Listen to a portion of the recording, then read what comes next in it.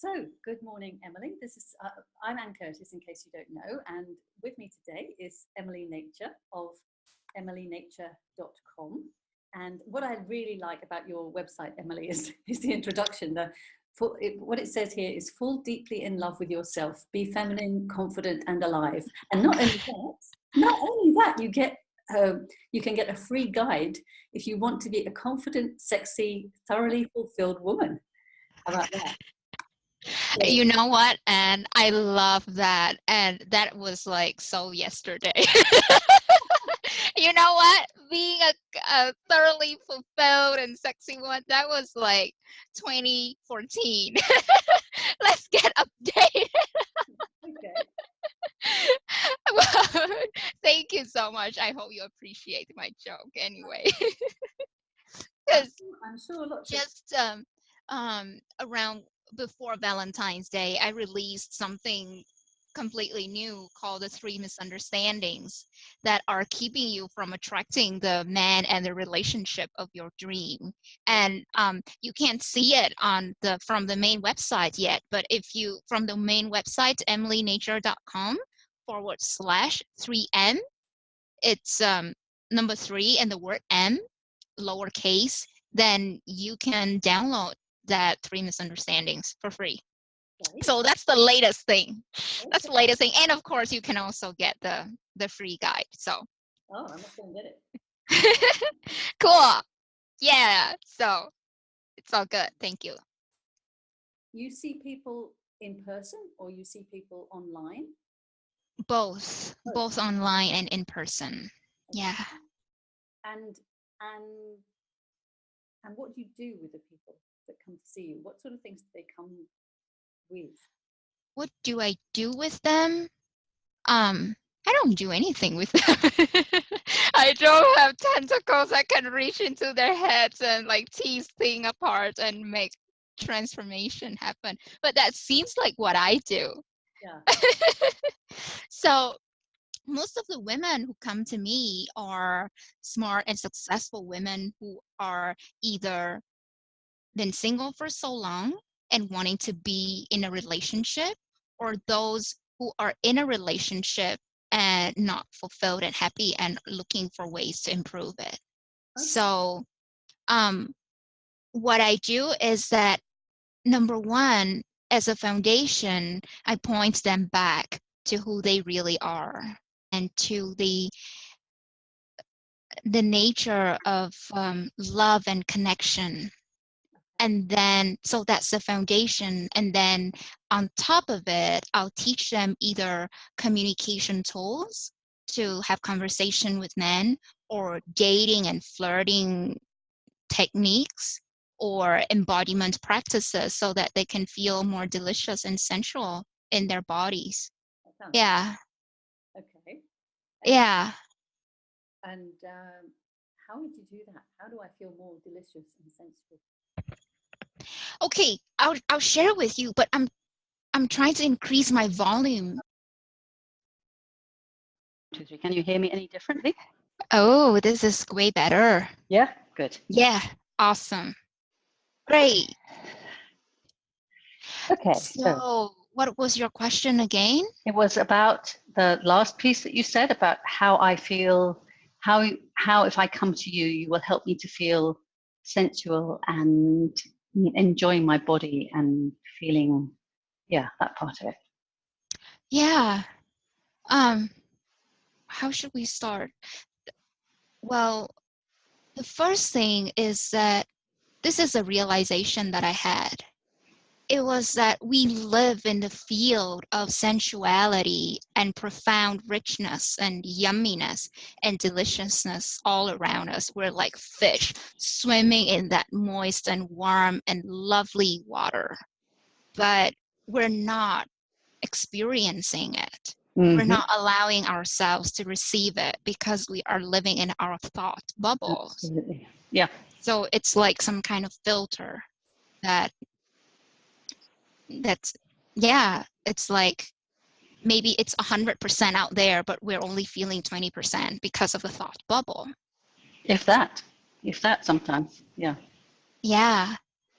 And with a lot of women who are business women, or they run their own companies, or they are very successful, most of the time they're in the go, go, go and do, do, do mode. And not even those women. I think a lot of us in our Oh, societies are hardwired to be like that. And it's like we forget to pause and allow ourselves to savor the moment. So a lot of what I do with my clients is helping them to slow down and savor the whatever that it's in front of you right now. So as I'm speaking right now, I'm aware that the sun is setting and the light is making, like, it's almost like it's flowing down on the bark of the trees, and it's like caressing. There's a caressing and gliding thing on the bark of the trees, and I could hear the sound of the cicada, and I could feel the fluttering. I feel the fluttering and the trembling of the leaves in the wind. It's so um it's so delicious.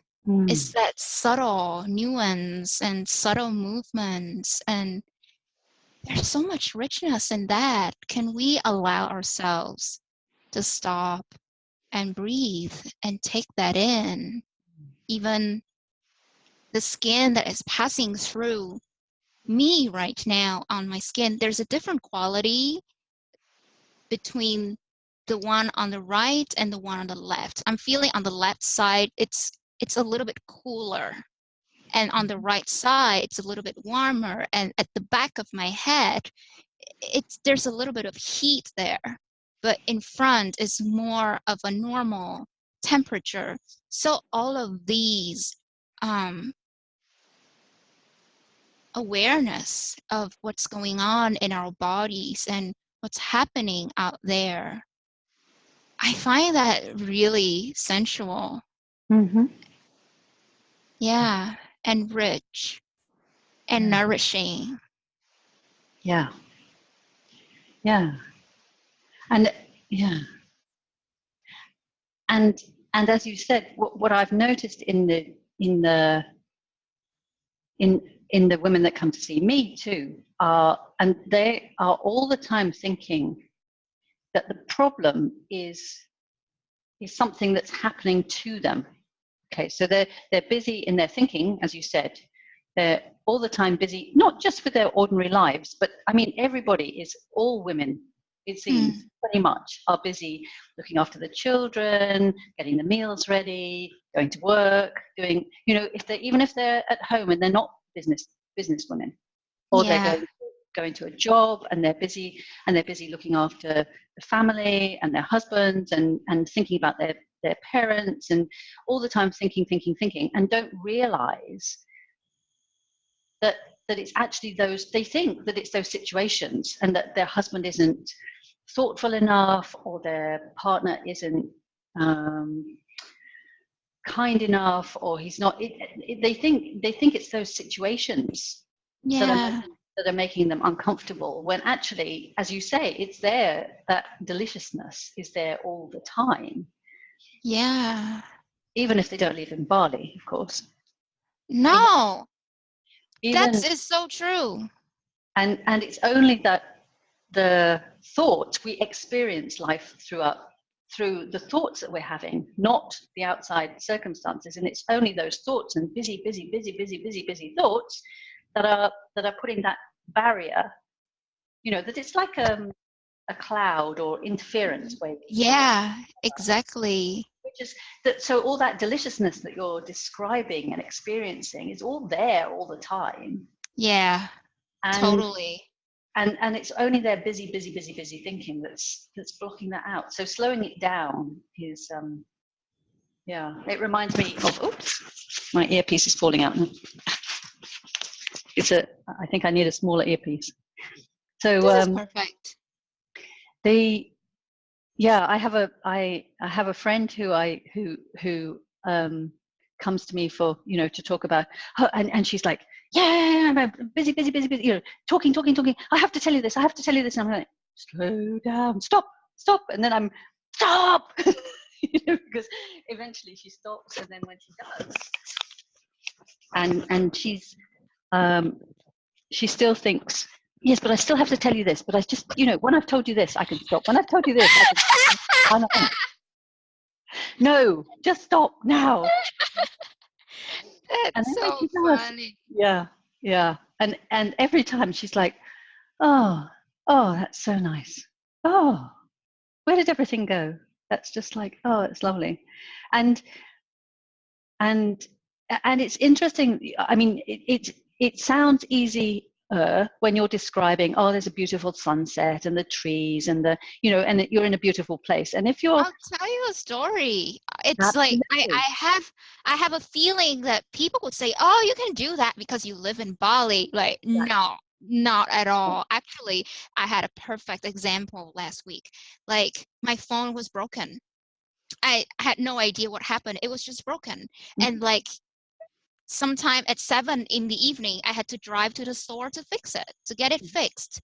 And I noticed that like I was driving through this beautiful tree-lined road.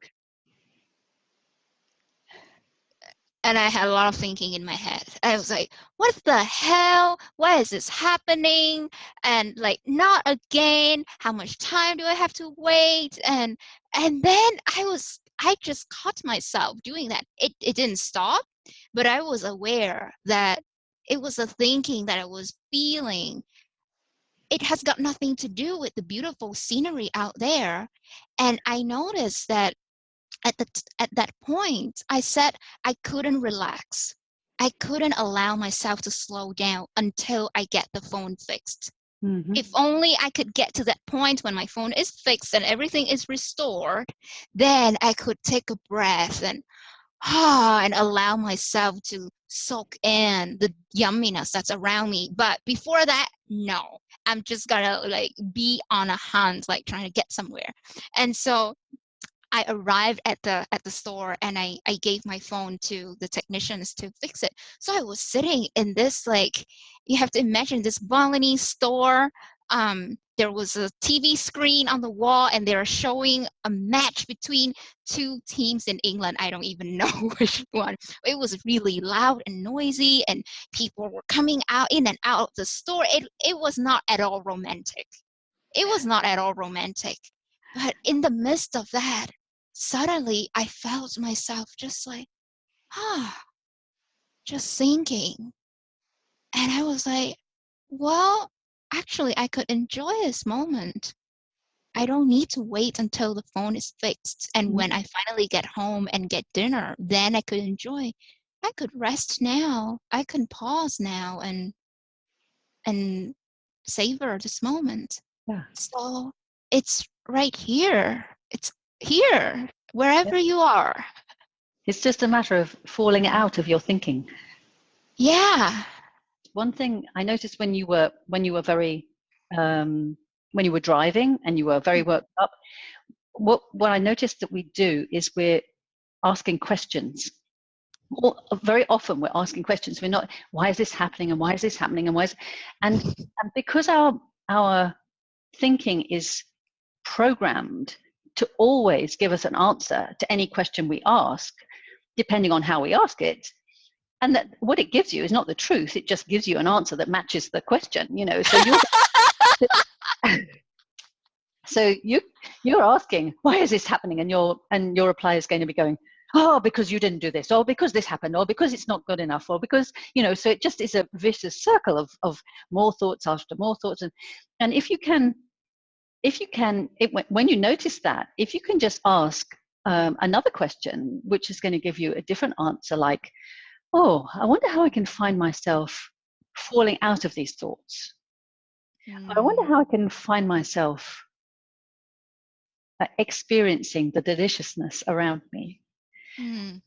Then you will get that answer instead. I find questions very helpful that way. Very helpful. Yeah. Not that we have to change our thoughts, but just, oh, I might follow that one instead of following this one. Yeah. Yeah. Or I might just allow myself to fall out of my thoughts. I wonder how that might happen. But not trying to fall out of them. Just if you ask a question, Yeah. then it happens for you. Yeah, Mm, I like that. that's wonderful.